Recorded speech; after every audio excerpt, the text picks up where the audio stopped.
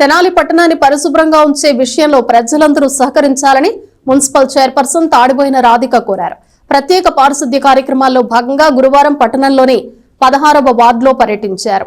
తెనాలి పట్టణంలోని పలు వార్డుల్లో ప్రత్యేక పారిశుద్ధ్య కార్యక్రమాలు కొనసాగుతున్నాయి.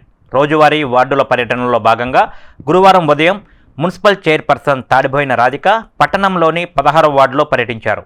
ఎంహెచ్ఓ డాక్టర్ KH నిర్మల పారిశుద్ధ్య సిబ్బందితో కలిసి పలు ప్రాంతాల్లో చైర్పర్సన్ పర్యటించి అక్కడ పారిశుద్ధ్య పరిస్థితులను పరిశీలించారు. స్థానిక ప్రజలు సూచించిన పలు సమస్యలు విని వాటికి పరిష్కారం చూపారు. కాల్వల్లో పేరుకుపోయిన వ్యర్థాలను తొలగింపజేయించారు. ప్రజలందరూ తమ తమ పరిసరాలను పరిశుభ్రంగా ఉంచుకోవాలని చైర్పర్సన్ సూచించారు.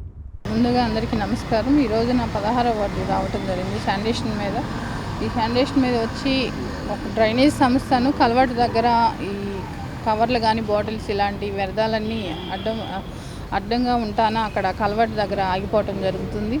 అవన్నీ తీపిచ్చి ఇప్పుడు మా వర్కర్స్ చేత అవన్నీ తీపిస్తూ జరుగుతుంది. అలానే ప్రజలందరికీ చెప్పేదంటే ఎలాంటి వ్యర్థాలు అనేది డ్రైన్స్లో కానివ్వండి, రోడ్స్ మీద కానీ ఎలాంటి వ్యర్థాలు వేయకుండా డస్ట్బిన్ రూపంలో మా వర్కర్స్కి అందించాలని కోరుకుంటున్నాను. ప్రజలందరికీ చెప్పేదంటే మీరు ఇల్లు ఎట్లా జాగ్రత్త పరుస్తున్నారో మన కాలువలు కానీ రోడ్స్ కానీ అలా జాగ్రత్త పరుస్తేనే మన ఆరోగ్యం కూడా బాగుంటుంది. కాబట్టి ప్రజలందరూ మాకు సహకరించాలి. మేము శానిటేషన్ మీద బ్లీచింగ్ పౌడర్ కానివ్వండి, ఫాగింగ్ కానివ్వండి ఇలాంటివి ఎన్నో చేపిస్తున్నాం. కాబట్టి ప్రజలందరూ మాకు సహకరించాలని కోరుతున్నాను. అలానే ఈరోజు 16వ వార్డులో మేము స్పెషల్ శానిటేషన్ డ్రైవ్ పెట్టుకొని డ్రైన్స్ అంతా కూడాను క్లీన్ చేయడం జరుగుతున్నది.